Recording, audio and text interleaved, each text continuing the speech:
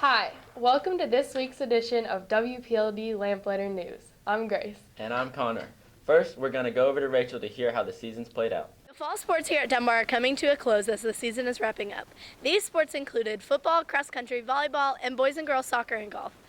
Each of these teams worked incredibly hard and overall had great seasons. We are so proud to see our Bulldogs thrive in their athletic success.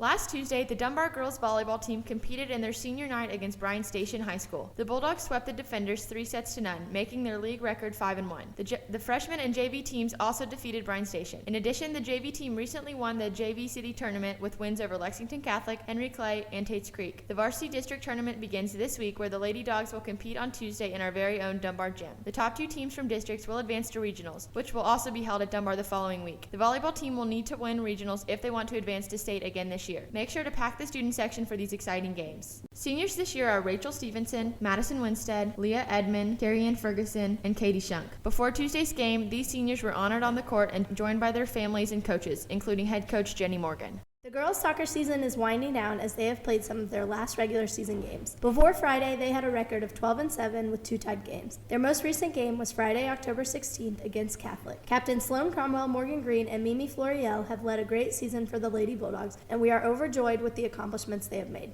Congratulations to the boys soccer team, who are district champs for the 6th year in a row. They defeated Lafayette on Wednesday 2-1 and Lexington Catholic on Thursday 1-0. That led them to the title. In the game against Lafayette, Dunbar pulled ahead with 2 first-half goals scored by Ricky Clemente and Javier Delgado. Lexington Catholic was a battle until the end that resulted in Dunbar winning from a penalty kick. The all-tournament team included Ricky Clemente, Harrison Grabmeyer, Caleb Norris, and Justin Kelly. The boys will now start the regional tournament in Frankfort and hopefully move on to the sectional and state tournament. Make sure to wish them the best of luck and support them from the bleachers. Go Bulldogs!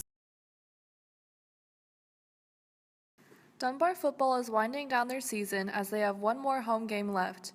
As of Friday, their record was 3-4, and Friday night they competed against Henry Clay High School following senior tailgate.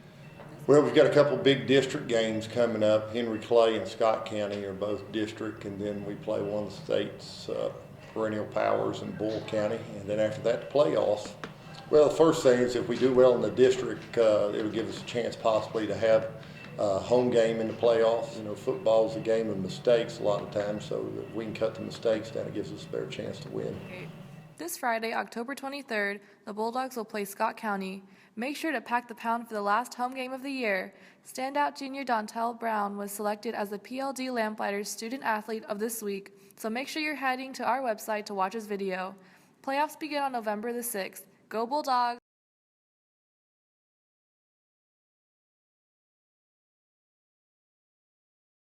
The cross-country team consists of mainly young and new runners.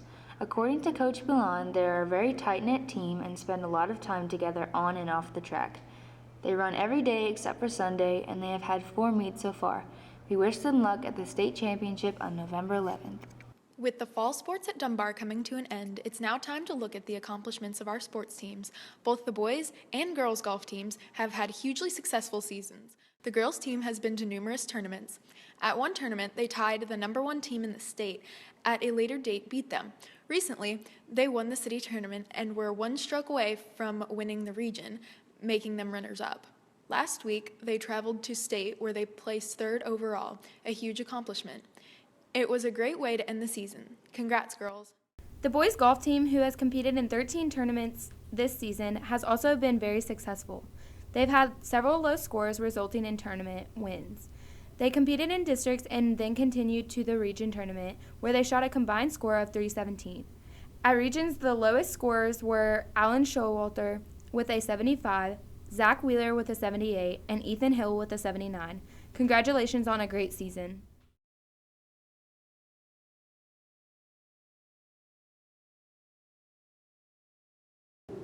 First, being notified of getting the head coaching job here at Dunbar, I was very excited, very humbled.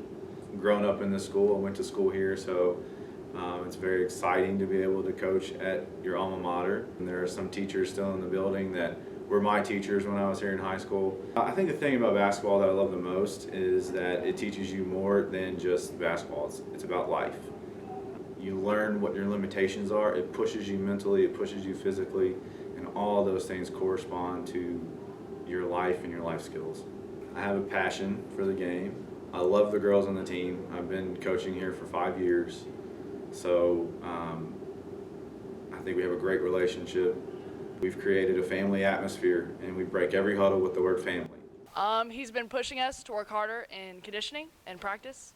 We want to, win more than lose, and then we plan to achieve them by working hard at practice and just staying focused. I have seen Nick in the gym almost every day since he has been announced as the new head basketball coach for the girls. I think Nick loves basketball. I think he enjoys working with girls, and I see nothing but success in the future of the program.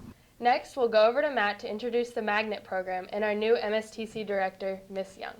MSTC, the Math Science Technology Center, is a magnet program offered at Paul Ernst Dunbar High School. It is for advanced students who want to compete internationally at science, technology, engineering, and math. Students at MSTC work hard by taking courses at or above AP level, wherever possible. Here's a closer look.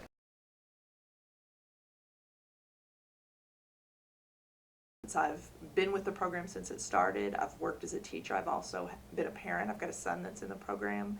So I felt like I could address all the different aspects of the program because of my background. I think if anything, I'm hoping to bring more of an open door policy to the role of facilitator and make sure all the students and the teachers and the parents in the program know that I'm here to help them at any time in any way and that my door is always open. Well, the fact that they're having to juggle 9 classes means that they have to get really good at organizational skills, and they're being challenged every day in the classroom. Here you can see MSTC students putting in hard work during 0 hour. They sit through lectures and actively participate. The students spend much of their time doing research and labs, as well as have fun. Let's see what some MSTC students have to say about the program. Well, first of all, I joined MSTC because I've always been in magnet programs since I think 4th grade, and I've always really liked being challenged and pushed to my limit. And it kind of is an exhilarating feeling being challenged in everything I do, and I really enjoy it. Mine was kind of the same situation. I just wanted curriculum in high school that would challenge me and set me up for a good future. So I think that's what it's done so far. I'm about to apply to all my schools, and I really hope it works out. Congratulations, Ms. Pelfrey. That's all for this week, Dunbar. Thanks for tuning in. We'll see you next week. And now here it is, the Geek Squad clip of the week. On this week's edition of Dateline PLD, I sat down with several Dunbar students to take a more serious turn at what trends they would start here at Dunbar.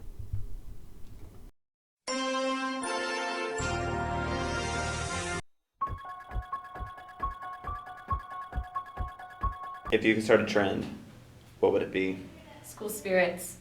I think the school needs to do a better job of contacting the dead. Just think of all the learning opportunities we're passing up on.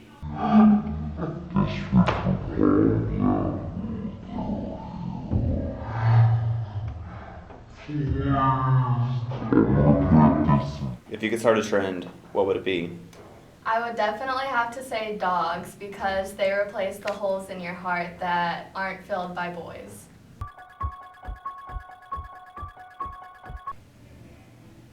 If you could start a trend, what would it be? The darkness.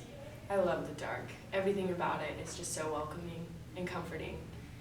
I came from the dark and I'm going back to the dark, and it's going to start spreading soon.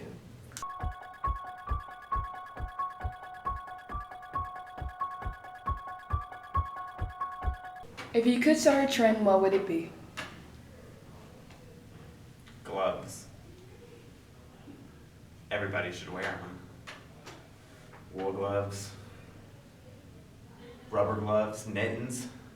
Germs are the 98% leading cause of death among teens. If we all wore gloves, imagine what would happen. If you could start a trend, what would it be? I would suggest maybe like a head wrap of some sort. A thing protruding out this way. I don't know what they're called. Maybe like, I don't know, a beanie?